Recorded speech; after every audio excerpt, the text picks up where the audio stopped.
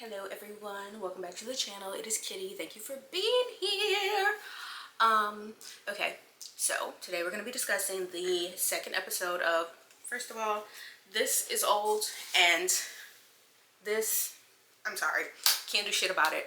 We're going to be talking about the second episode of Interview with the Vampire Season 3, The Vampire Lestat, where we are watching from Lestat's point of view. We're getting his narration. And I'm personally so excited to see that and see how the rest of the season plays out, because Lestat is a very flawed character, as is Louis, but I love them both dearly. So just a little recap. In the first season, we're seeing Lestat's initial reaction to the publication of the Daniel and Louis' book, Interview with the Vampire.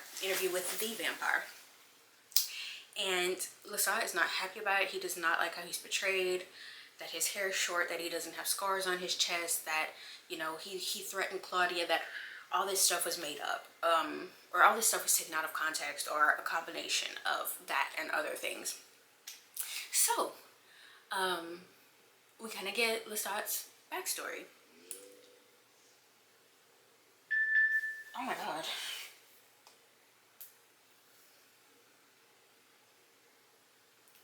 We get Lestat's backstory, okay?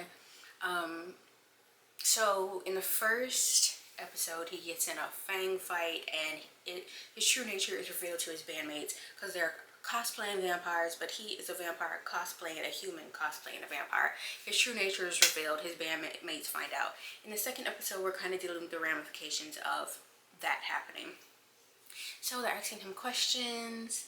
They're like, do you have the fire gift? He lights a book on fire.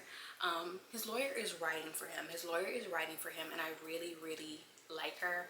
I do think she's gonna die, unfortunately, but I do really, really like his lawyer. So he's dealing with the ramifications of that, and one of the band members, one of the brothers, is like, you know what? You kill people, I can't really deal with this. I'm gonna leave. And he's expecting the other bandmates to come with him, and then they're realizing, and we know this because Lestat can read their thoughts. He can read their mind. They're realizing how successful and how popular they have become with Lestat as the front man. You know, his musical talents, his singing, his instrument playing, his charisma and showmanship is really, really drawing people in. They're playing small venues, but they're sold out small venues. So they're realizing how successful they have become with Lestat at the forefront of this band, and they're like, you might be on your own with this one, so whatever. One of the brothers leaves, and Lestat's basically like sending him a telepathic message, like, okay, if you think about saying any of this, just consider your life, but also consider your brothers, to kind of ensure that he just stays quiet. At the end of last episode, we were also, I don't want to say blessed with,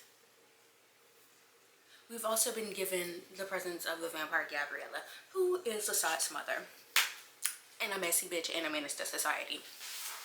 But she's going as, I think, Sophia. So at the end of the last episode, he's tore up. He got in a fight. He don't remember how he got on the tour bus. Basically, his mom, Gabriella, aka Sophia, got him there. And she's going as Sophia, some Italian woman or whatever that he knows, and they have a odd relationship, and Daniel is all into her. Like, he's trying to see what that's about. He's trying to fuck with that. I think he knows she's a vampire, obviously. Daniel's trying to see what that's about, and you see like a little hesitation in, or perhaps a little jealousy, or a little wariness of Lestat watching Dan and Sophia Gabriella interact. So he and his mother, they're hanging out. He doesn't know how long she's going to stay for. He mentions that, he says, like, in the last, what did he say, century,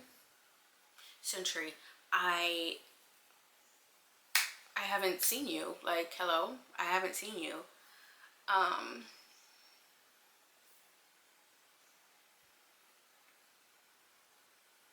Yeah, I've only seen you twice in the last century. So how long are you going to be here? And she's basically giving him the runaround. And he tries to set some boundaries. Which he wants to kind of like pull. I don't want to say pull away from the relationship, because he does want his mother like around, but he doesn't want it in the way that she wants it. He just wants to be loved. He just wants her to be there for him, and she's just so unwilling to give him that, unless she's getting like some benefit from it. And by just being there for him as a mother figure, she's not getting any benefit. Right. So they're hanging out or whatever, and she's just kind of like coercing him into this relationship, and he's vulnerable, and he's sad, and he's going through a lot, and he's also being targeted. By like local vamps. They're basically like, if he comes to your city, kill him, murk him, garrot him.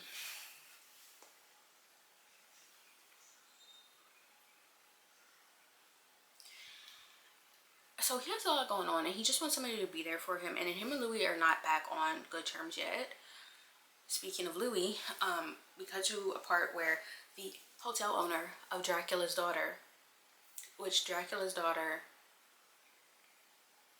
vampire, he and Lestat vampire's daughter, Claudia, hotel's named after Claudia, thank you. The owner of the hotel wants to meet with Lestat, and he's a fan, and blah blah blah. So they go. It's fucking Louis. It's Louis and his lawyer, and Lestat's like, the fuck? I didn't know it was your hotel. This other coven did this. Are you and your lawyer fucking? Of course. Louis and his lawyer are fucking, and Lestat and his lawyer are fucking. So then they get into a little back and forth or whatever.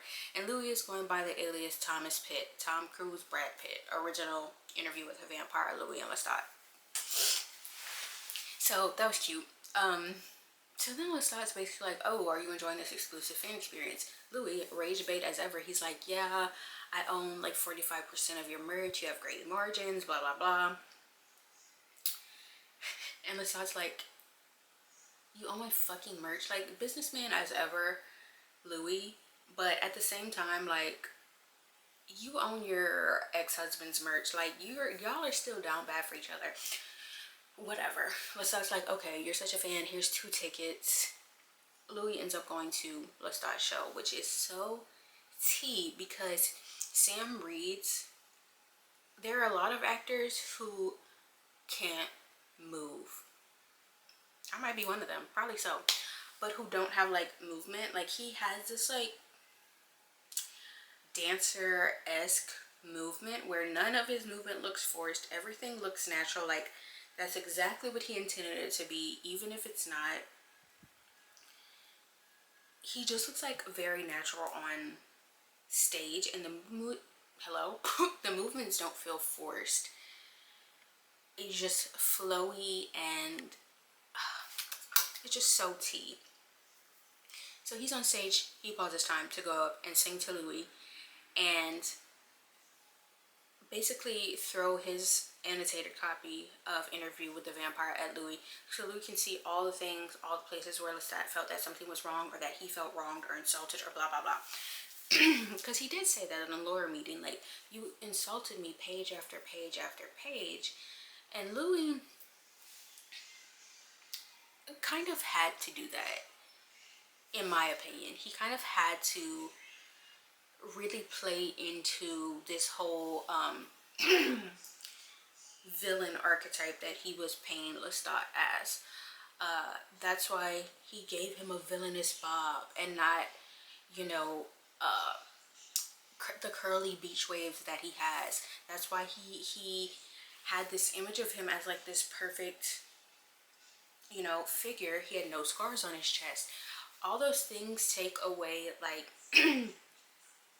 take away Lestat's flaws, so you give him like this perfect villain type situation. And to be honest, the way Louis moves, it could, some of it was probably intentional, but again, some of it he really just might not remember. He might remember Lestat as like this just perfect being that was just so, and he looked up to. He definitely had the crash out situation, right? He portrayed that effectively, but some of the things he said are just not true. Lestat is a lot more vulnerable and emotional than Louis made him out to be. Like, he made him out to be very cold, very calculating, very callous, and while he can be those things, he's a lot more than that.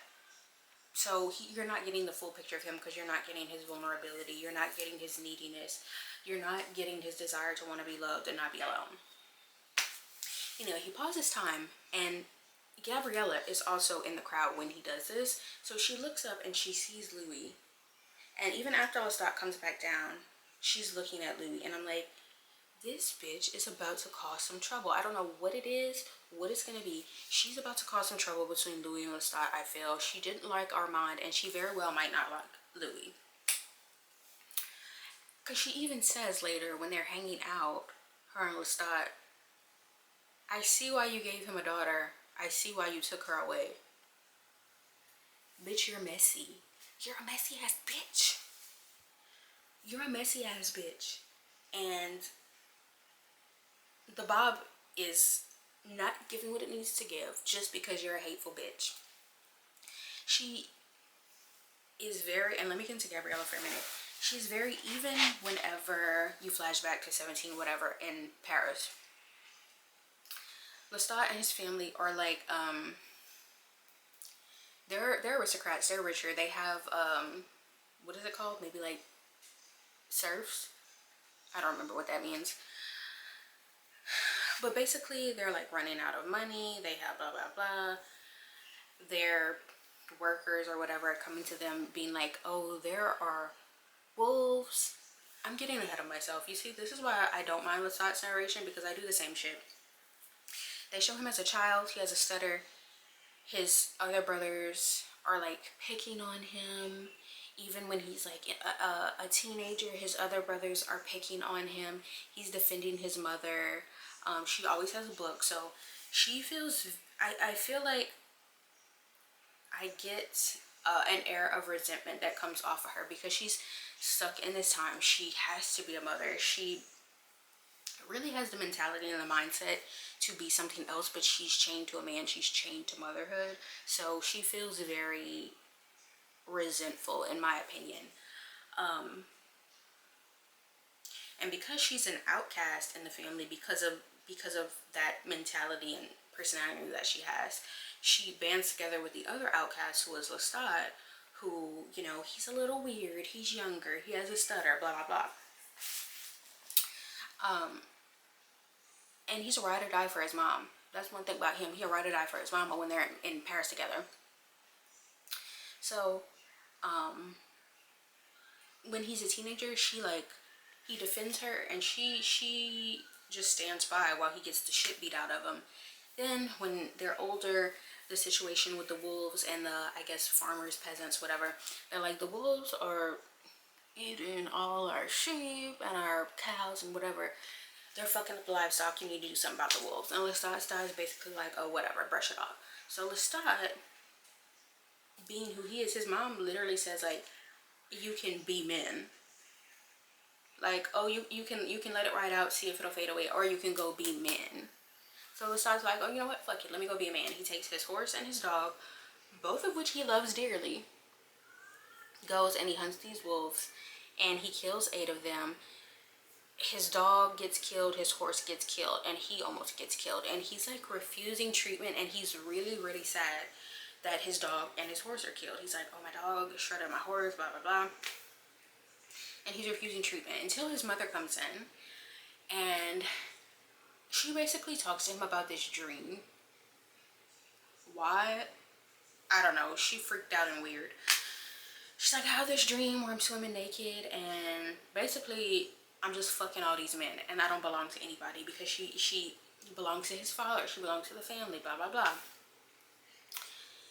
And as she's saying this, she's like putting salve on his wounds,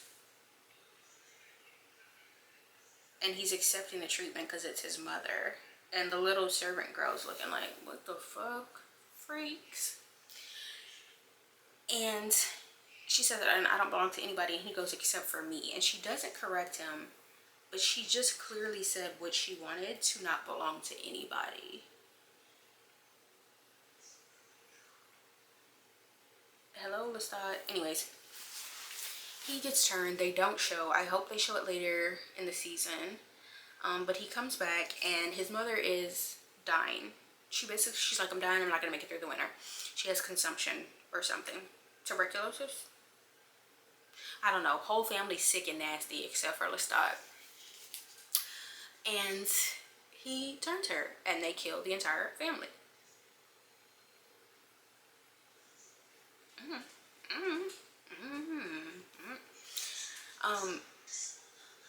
And I think that's another,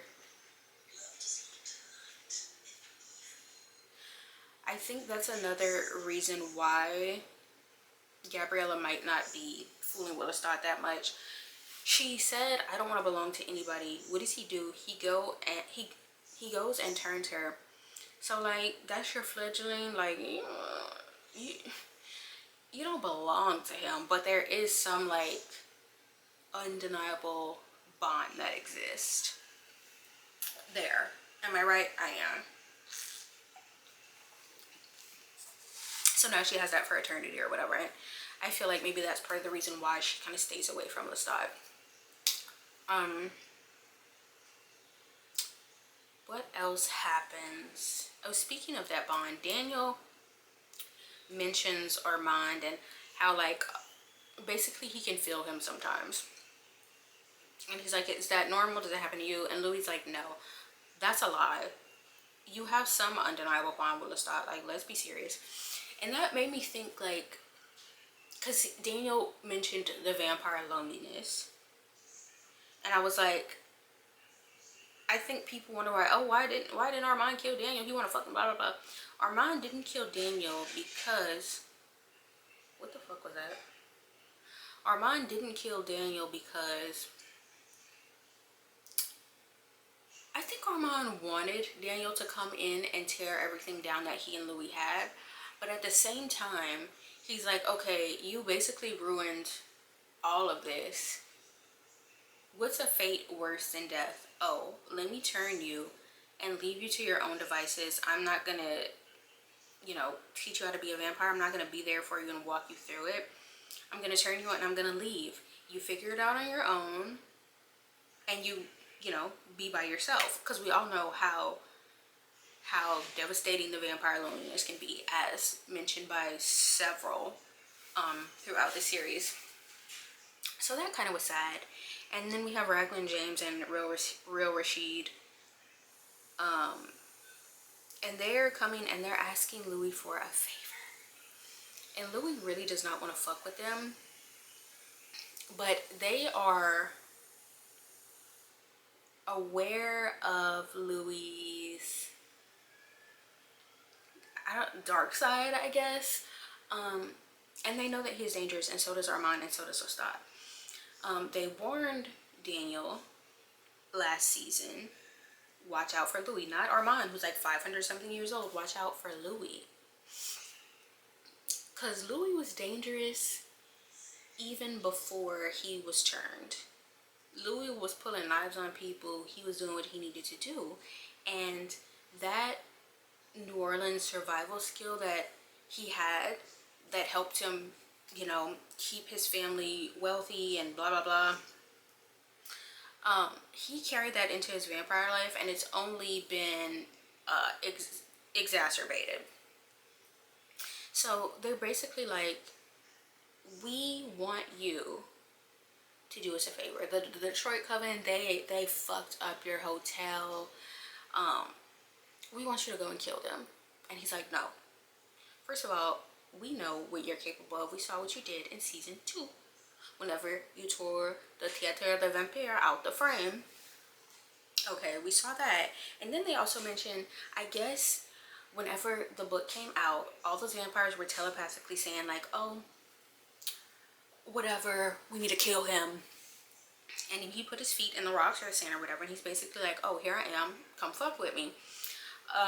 They mention his body count in Dubai was like 32. And I don't mean how many people he fucked. He was yanking motherfuckers. Okay? So, Louis a killer. Louis rough and gruff. And I love that for him. So they're basically like, yeah, we want you to go kill this coven. And the leader's name is Killer, but he used to go by something else. Bruce. Louis immediately turns around after he rejects them. Because Bruce is the one who raped Claudia. And Claudia is no longer here. And it's giving Louis about to go put belt to motherfucking ass.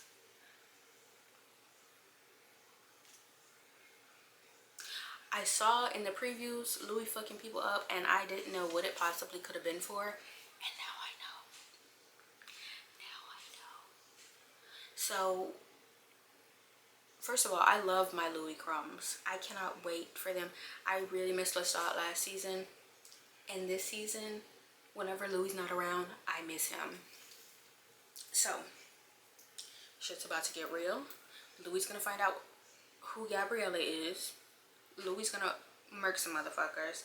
And then, you know, obviously more shit's gonna happen with Lestat because this is his backstory. And hopefully we'll hear about more about Magnus and more about him being kidnapped from his home.